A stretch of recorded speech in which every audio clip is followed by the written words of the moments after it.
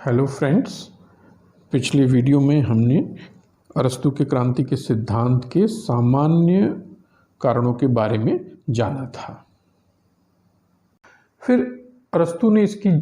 पड़ताल को और भी आगे बढ़ाया और कहा कि क्रांति की स्थिति के 7 विशिष्ट कारण बताए हैं। तो जो शुरू में मैंने बताए वो सामान्य कारण थे। अब आपको 7 विशिष्ट कारण भी अरस्तू ने बताए, वो मैं बताता हूँ। अरस्तू के अनुसार राजनीतिक असंतोष या हिंसक अलगाव जो होता है उसके 7 पर्टिकुलर रीजन्स हैं। इनको पर्टिकुलर कॉजेज बताया उसने रिवॉल्यूशन के। और वो पहला जो अरस्तू ने जो पहला कॉज बताया है कि द फर्स्ट इज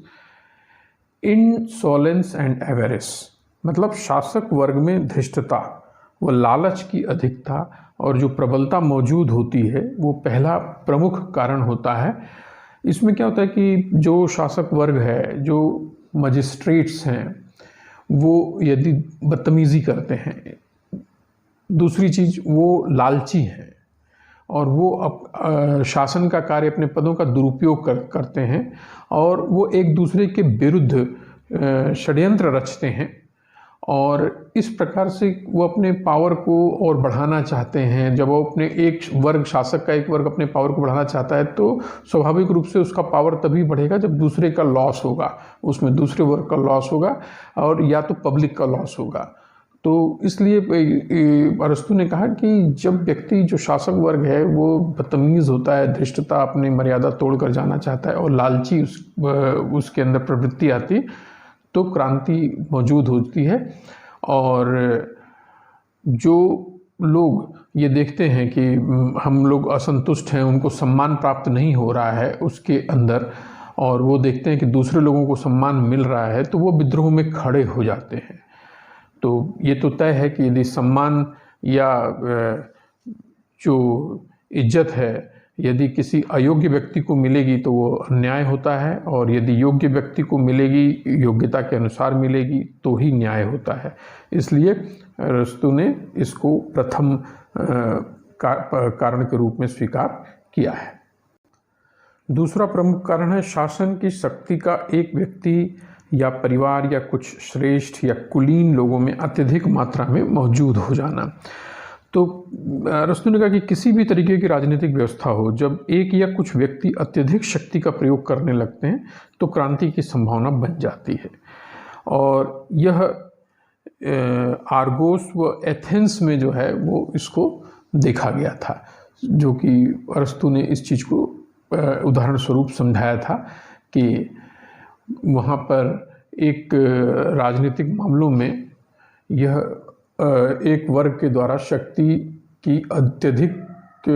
रूप से जो है एक केंद्रित हो जाना क्रांति का प्रमुख कारण बन गया था। अरस्तू के अनुसार एथेंस और आर्गोस में ऐसी घटना घटी थी। तो अरस्तू ने कहा कि हमेशा ये इस बात का ध्यान शुरू से रखना चाहिए कि ऐसे व्यक्ति पावर में नहीं आए राज्य में जो लोग बहुत ज़्यादा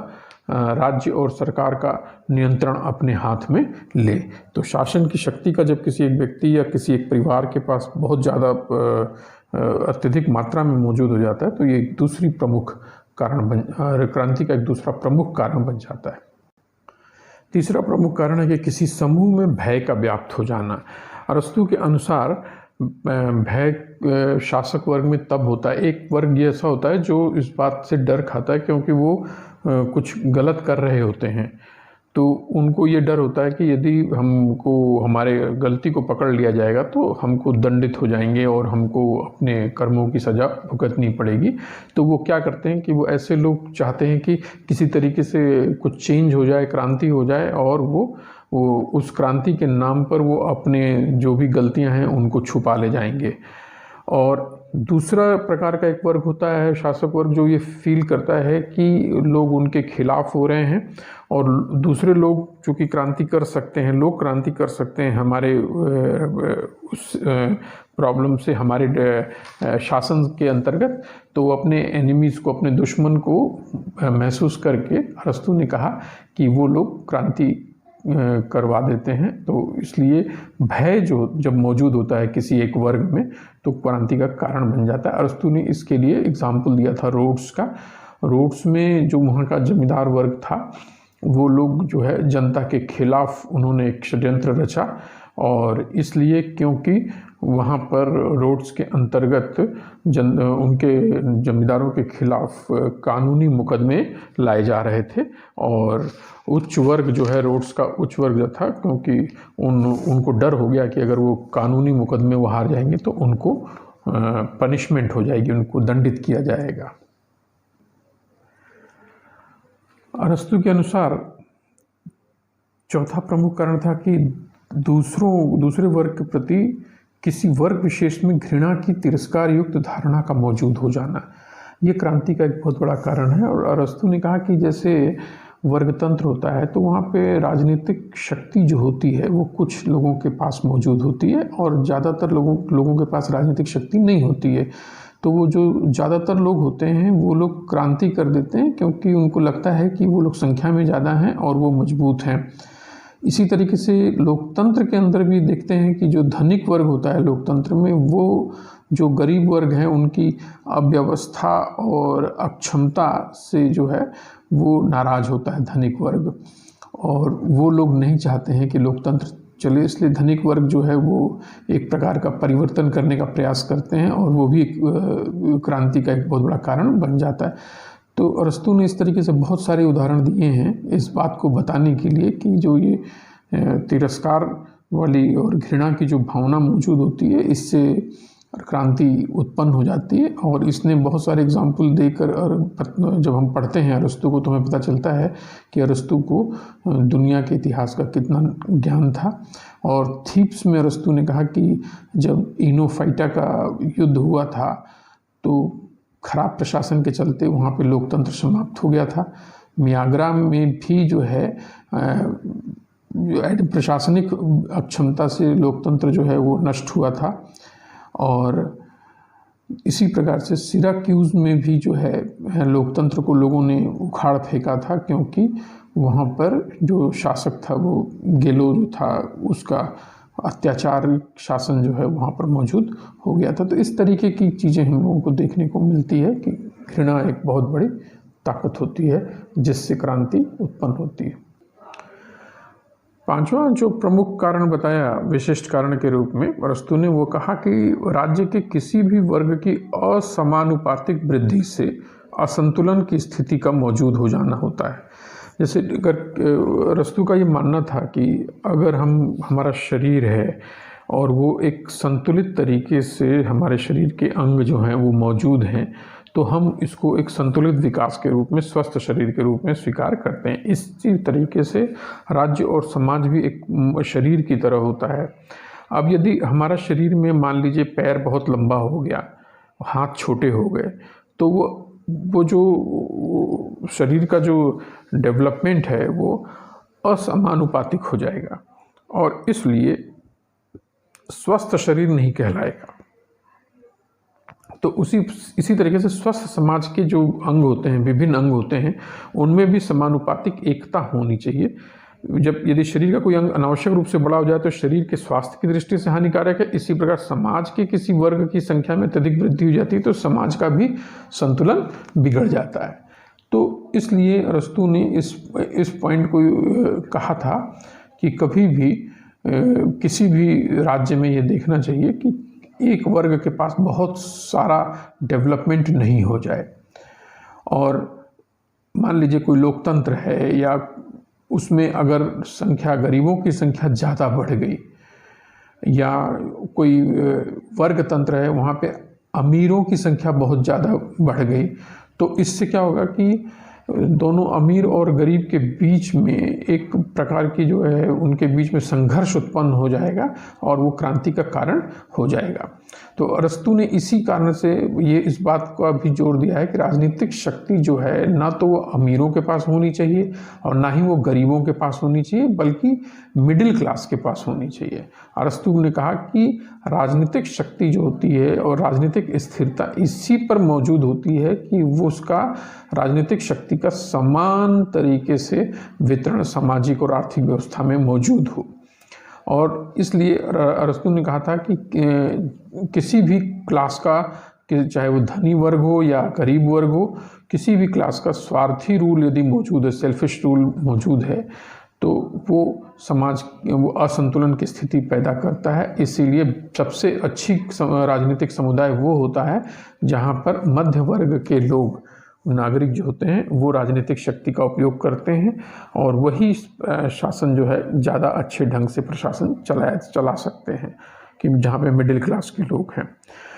फिर ये भी बताया, एग्जाम्पल के तौर पर उसने बताया था तैरंतम की। तैरंतम भी एक नगर गणराज्य था कि वहाँ पे जब पार्शियन युद्ध हुआ था तो वहाँ पे तुरंत पॉलिटी के स्थान पर लोकतंत्र की स्थापना हो गई थी, क्योंकि पार्शियन युद्ध के अंदर तैरंतम के जो प्रभावशाली लोग थे वो बहुत मार दिए गए थे और वहाँ पर युद्ध के पास वहाँ पे ज़्यादातर गरीब लोगों थे और उनका गरीब लोगों का समाज वहाँ बहुत बढ़ गया था। तो उन्होंने लाभ उठाया उसका और पॉलिटी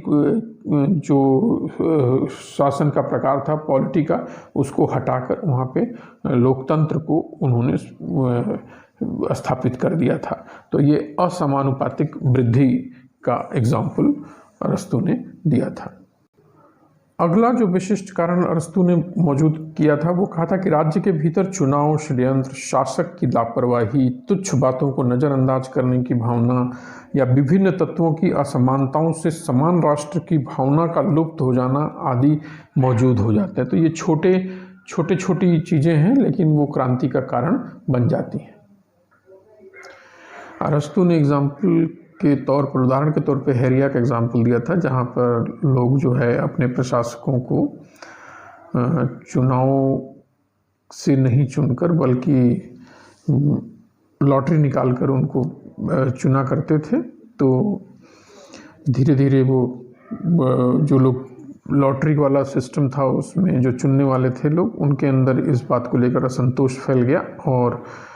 उन्होंने वहाँ का पूरा सिस्टम बदल दिया। उससे क्रांति आ गई थी उस जगह पे, हेरिया में। इसी तरीके से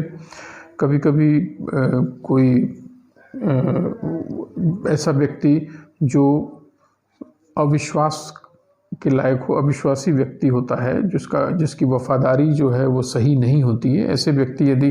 पद पर आ जाते हैं तो वो फिर मौका उठाकर और वो सिस्टम को बदल देते हैं। जैसा एग्जाम्पल के तौर पर उसने ओरियम में बताया था कि ओरियम एक नगर गणराज्य था, वहाँ पर जो एक बार एक व्यक्ति जैसे हेराक्लियोडोरस था, उसने किया कि उसने मौका मिलते ही, हेराक्लियोडोरस जिसके पद पर आया, तो मौका मिलते ही वर्ग तंत्र को उसने लोकतंत्र में बदल दिया। इसी तरीके से कभी कभी छोटी जो घटनाएं होती हैं जिनको आदमी बहुत तुच्छ मानता है लेकिन वो क्रांति का कारण बन जाती हैं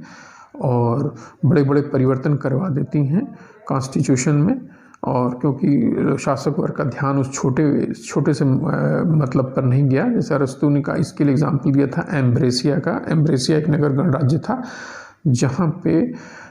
किसी भी पद पर आने के लिए जो भी योग्यता रखी गई थी वो बहुत छोटी थी, लेकिन धीरे धीरे उसको कम करके लगभग नहीं के बराबर कर दिया। तो एम्ब्रेसियंस जो थे, वहाँ रहने वाले जो लोग थे, उनके नागरिक, उनको लगा कि एक छोटी सी क्वालिफिकेशन रखी गई है पद पर आने की, जो कि जिसके नहीं होने से भी कोई फ़र्क नहीं पड़ता है। और उससे क्या हुआ कि वहाँ के नागरिकों के बीच में एक असंतोष फैल गया और उससे जो है वहाँ पे क्रांति मौजूद हो गई और उन्होंने उस सिस्टम को उखाड़ फेंका। तो ये एग्जाम्पल उसने कुछ दिए थे कि किस तरीके से सिस्टम में क्रांति आती है। इसी प्रकार कभी कभी समाज के अंदर जो मौजूद तत्व वर्ग होते हैं उनके आपस में जो विभिन्नता होती है वो भी एक क्रांति का बहुत बड़ा कारण हो जाता है। और अरस्तु ने इसके लिए एग्जाम्पल दिया था कि कोई भी राज्य जो है वो एक दिन में नहीं बनता है। ऐसा भी नहीं है कि सभी लोगों को एक जगह इकट्ठा कर लिया गया और राज्य बना दिया गया। कहता कि अरस्तु ने कहा कि ये एक बहुत लंबी प्रक्रिया होती है राज्य के निर्माण की। इसीलिए हम लोग, अरस्तु ने एग्जाम्पल दिया था कि जब एकियंस थे उन्होंने ट्रोजेनियंस के साथ मिलकर एक नगर गणराज्य साइबेरिस बनाया था, लेकिन एकियंस के संख्या में ज़्यादा थे तो उन्होंने ट्रोजेनियंस को वहाँ से खदेड़ दिया और इसका नतीजा ये हुआ कि साइबेरिस जो नगर गणराज्य बना था वो वहाँ पर जो सिस्टम बना उसका पतन हो गया। इसी प्रकार से बाइजेंटियम में जब नए लोग नौ साम्राज्यवादी वहाँ पर पाए गए कि उन्होंने इसके लिए कॉन्स्पिरेसी की, षड्यंत्र किए, तो उनको फिर अंततः फोर्स ऑफ आर्म्स मतलब हथियारों की सहायता से फिर उनको निष्कासित किया गया। तो ये भी एक क्रांति का कारण है। अरस्तु ने कुछ ऐसे भी एग्जाम्पल दिए कि जो बहुत तुच्छ बातें जो होती हैं वे भी हमारे लिए जो है क्रांति का कारण बन जाती हैं, और जब वो शासकों से संबंधित होती हैं, जैसा उन्होंने सिराक्यूज़ का एग्जाम्पल दिया था कि सिराक्यूज़ में एक कॉन्स्टिट्यूशन इसलिए बदल गया क्योंकि वहाँ पे जो दो प्रमुख योद्धा थे वो सरकार के शासन में थे, तो उनके बीच में एक प्रेम को लेकर एक झगड़ा हो गया उनके बीच में। तो जैसे कहानी ये कही जाती है कि एक योद्धा जो था सिराक्यूज़ का वो बाहर था, और चूंकि वो बाहर था तो उसके दोस्त ने उसकी प्रेमिका के साथ संबंध बना लिए। जब वो वापस आता है और उसको पता चलता है कि इसने ऐसा किया है, तो वो बदला लेने के लिए वो क्या करता है कि वो अपने दोस्त की वाइफ को फिर वो अपना संबंध बनाता है, और फिर धीरे धीरे दोनों मिलकर, चूँकि वो वहाँ का जो शासक वर्ग था वो उनके खास वो योद्धा थे, खास सेवक थे, तो धीरे धीरे उन्होंने शासक वर्ग के बीच में झगड़ा उत्पन्न कर दिया और एक क्रांति की स्थिति उत्पन्न कर दी। तो हमको अरस्तु कहता है कि इस कहानी से ये पता चल जाता है कि हमेशा हमको ये सतर्क रहने की ज़रूरत है कि इस तरीके की कोई जो बुराई है वो हमारे यहाँ मौजूद न हो, और किसी भी प्रकार का जो शासक वर्गों के बीच में कोई झगड़ा है तो उसको ख़त्म किया जाए। इसी तरीके से डेल्फी नगर गणराज्य था, तो वहाँ पर उन्होंने बताया था कि अरस्तु ने कि एक शादी के अंतर्गत दूल्हा जो था वो ये मानकर कि कोई मतलब दुर्घटना हो सकती है, कोई अशुभ चीज़ हो सकती है, वो दुल्हन के घर आया था शादी करने, लेकिन वो बिना उस दुल्हन से शादी किए हुए बिना वो चला गया, क्योंकि उसको ऐसा लगा, उसके इमेजिनेशन में आया कि अगर मैं इससे शादी करूँगा तो मेरा सब कुछ नष्ट हो जाएगा। इसके बाद जब वो चला जाता है तो दुल्हन के जो रिश्तेदार होते हैं वो ये सोचते हैं कि उसने हमारा अपमान किया है। तो उन्होंने क्या किया कि कुछ जो पवित्र चीज़ें होती हैं जो भगवान के अंदर चढ़ाई जाती हैं उसके प्रसाद के रूप में, उनमें कुछ पवित्र चीज़ों को उन्होंने उसके अंदर डाला और कहा कि वो उसने जो है वो जो दूल्हा है वो इसको पवित्र चीज़ों को नष्ट कर रहा था, और इसका उन्होंने सहारा लेकर और दूल्हे का मर्डर कर दिया, क्योंकि उनका ये कहना था कि इस दूल्हे ने हमारे डेल्फी के मंदिर में चोरी की है और उन पवित्र चीज़ों को चुराया है, और उसके बाद उसको मार दिया। तो इसके लिए ये कहते हैं कि अरस्तु ने इन कहानियों को बताया कि इस तरह की कहानियाँ हमें बताती हैं कि जब भी शासक वर्ग हो तो उस वक्त की जो तुच्छ चीज़ें हैं वो भी कभी जाकर बहुत बड़ी चीज़ बन सकती हैं और क्रांति का कारण बन सकती हैं, कि कभी भी इनको शुरुआत में ही इस प्रकार की जो चीज़ें हैं उनको हमें रोक देना ज़रूरी है, और चाहे कितनी भी छोटी चीज़ें हों उनको हमें नज़रअंदाज नहीं करना चाहिए, क्योंकि बाद में जाकर वो बहुत बड़ा रूप ले लेती हैं और उससे क्रांति हो जाती है। सातवां चीज़ जो बताया विशिष्ट कारण के रूप में वो था क्रूरता। अरस्तु का कहना था कि शासक वर्ग जब भी क्रूर और अत्याचारी बन जाता है तब शासित वर्ग इस अत्याचार से मुक्त होने के लिए क्रांति का रास्ता अपनाता है, और विद्रोह का प्रधान कारण जो होता है वो शासक का अत्याचार होता है। इसलिए ज़रूरी है कि शासक वर्ग जो है वो अत्याचारी शासन के रूप में न बदले, और ये अरस्तु के द्वारा बताए हुए क्रांति के कुछ विशिष्ट कारण थे। आज के वीडियो में सिर्फ इतना ही। Thank you so much.